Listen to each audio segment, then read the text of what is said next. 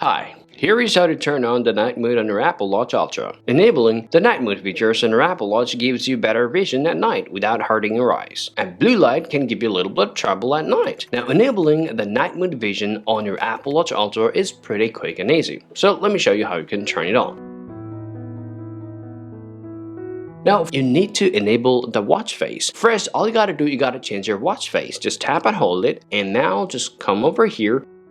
Tap on this plus icon. Now tap or select a new face here. Now you need to choose this watch face called Wayfinder. If you just tap on there, now tap add face. Now just go ahead and press the digital crown button here. Now once you set up your watch face on your watch, now all you have to do is just spinning the digital crown button. Now if I spinning the digital crown button, you can see the light goes away and it turns or it's activated the night mode vision. Now it is much more visible, especially at night, and that's how you can turn on that night mode vision on your Apple Watch Ultra.